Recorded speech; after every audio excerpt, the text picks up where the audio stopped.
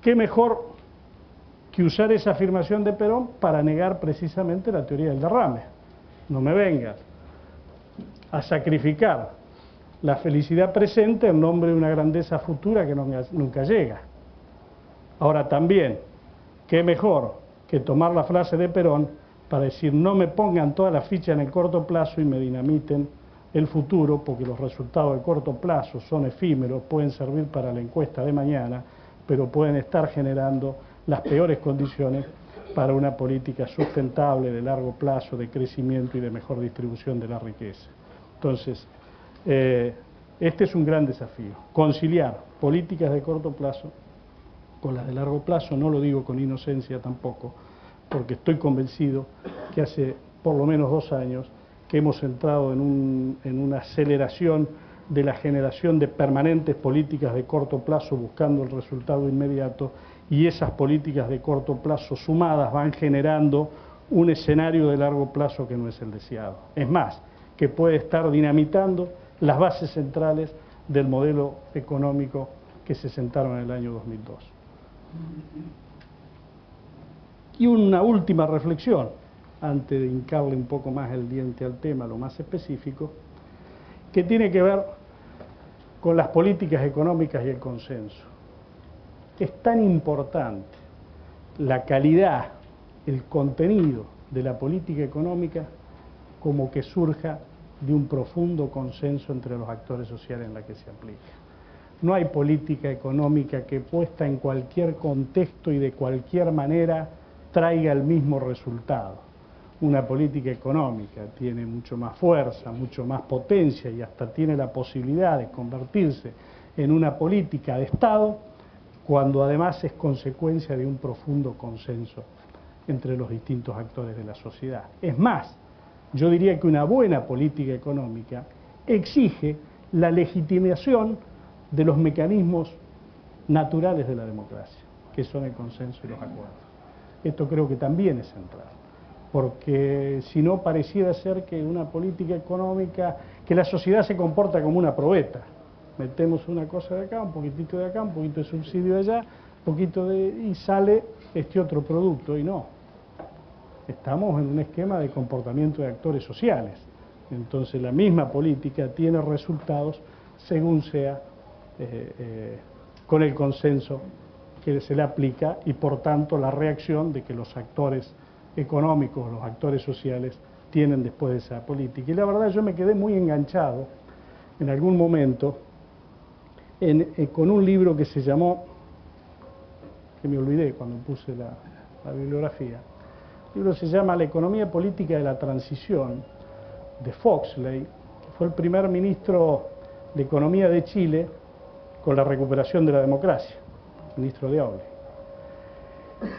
Y prácticamente el libro se basa en todos los diálogos que fue teniendo el ministro con las instituciones intermedias, con los sectores productivos, con los sectores del trabajo, con las distintas iglesias, con los intelectuales.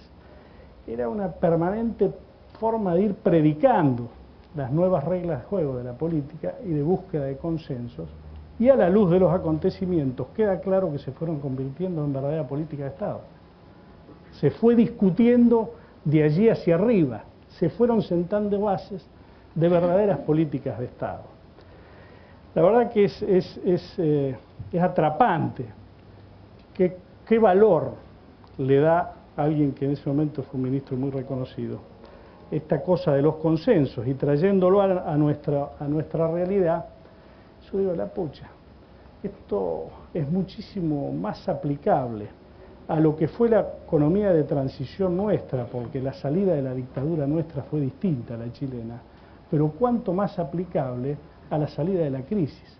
Esta economía de la transición, de los consensos a la que hace referencia Foxley, la verdad, es casi lo que deberíamos haber hecho en esta economía de la transición post-crisis, en esta economía que las bases se sentaron en el año 2002 y no antes, y no después como a muchos quieren hacernos creer. Sobre esas bases era el momento de empezar una verdadera economía de la transición que fuera básicamente una economía de consensos, porque los cimientos estaban puestos.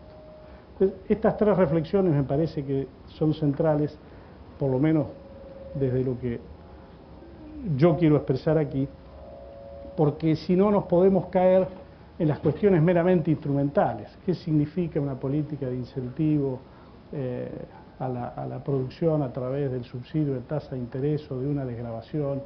Me parece que significa lo que va a significar, pero si primero tenemos medianamente en contexto estas cosas.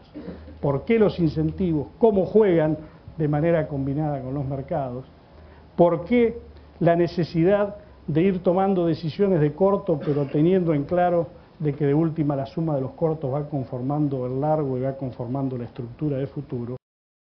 Porque la aplicación de políticas no se hace solo en una probeta, sino que tiene que ver, y su potencia varía, si se la va haciendo con niveles de consenso o sin ellos en el marco de una sociedad. Dicho esto, bueno, ¿por qué digo que el principal incentivo a mi criterio es la generación de un buen ambiente?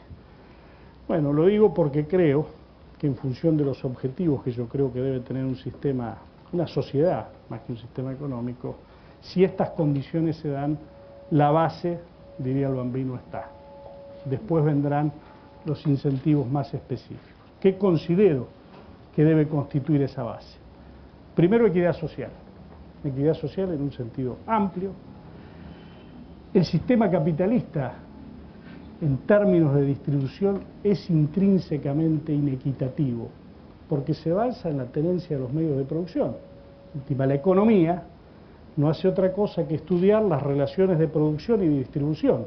Las relaciones de producción están apoyadas en el esquema de tenencia de los factores, y eso condiciona la distribución. Por eso a nosotros consideramos como un objetivo central de equidad distributiva el 50 y 50.